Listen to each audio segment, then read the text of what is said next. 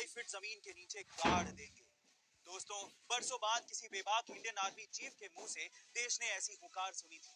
ये हुंकार थल सेना, जल सेना और वायु सेना के प्रमुख जनरल बिपिन रावत की थी। सीडीएस बिपिन रावत सिर्फ एक नाम नहीं थे, बल्कि इंडियन डिफेंस फोर्स की वो मिसाल थे जिन्होंने इंडियन आर्मी को एक ऐसी कड़ी में जोड़ा था कि हिंदुस्तान का हर दुश्मन हिंदुस्तान का नाम सुनते ही कांप उठे। लेकिन दुख इस बात का है कि वो बेबाक आवाज और पराक्रम के लिए विश्व विख्यात भारतीय सेना की ताकत सीडीएस बिपिन रावत आज हमारे बीच नहीं रहे। दरअसल तमिलनाडु में एक हेलीकॉप्टर हादसे में सीडीएस विपिन रावत और उनकी पत्नी मधुलिका रावत समेत 13 लोगों का निधन हो गया। इसी घटना के बाद देश में दुख की लहर है। लेकिन इसी बीच सीडीएस विपिन रावत के गुरु कर्नल बर्मन का कहना है कि विपिन रावत सेना के सर्वोच्च पद पर थे। उनके कार्यकाल में सेना ने इतिहास की 2 बड़ी सर्जिकल स्ट्राइक्स की थी। इसके चलते इस बात से इनकार नहीं किया जा सकता कि हेलीकॉप्टर क्रैश होना महज एक हादसा न होकर एक बड़ी साजिश भी हो सकता है। और इसी वजह से सीडीएस विपिन रावत को ले जा रहे MI-17 हेलीकॉप्टर के क्रैश होने के बाद उसके ब्लैक बॉक्स की काफी चर्चा हो रही है, क्योंकि इस ब्लैक बॉक्स के मिलने के बाद घटना से जुड़े कई राज सामने आ सकते हैं।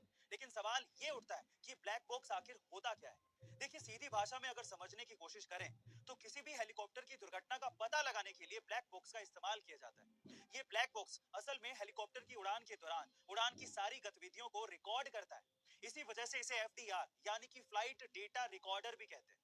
ब्लैक बॉक्स को दुर्घटना के दौरान सुरक्षित रखने के लिए सबसे मजबूत धातु टाइटेनियम से बनाया जाता है। साथ ही भीतर की तरफ इस तरह से सुरक्षित दीवारें बनी होती हैं कि कभी किसी दुर्घटना के होने पर भी ब्लैक बॉक्स सेफ रहे और उससे समझा जा सके कि असल में हुआ क्या था।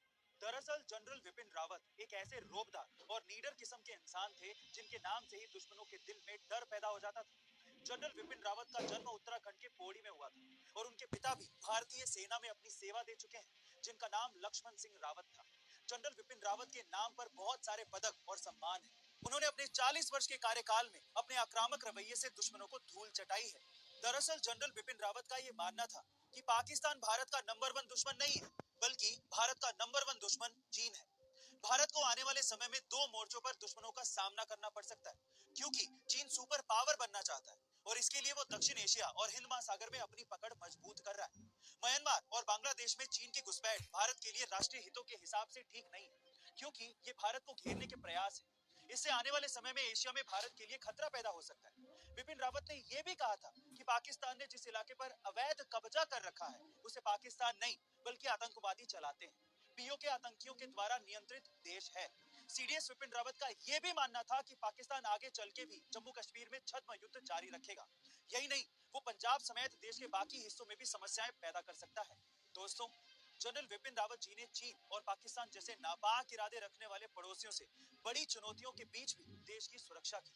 उन्होंने कम समय में ही भारत की सैन्य तैयारियों को दुश्मनों से मुकाबले के लिए तैयार भी किया।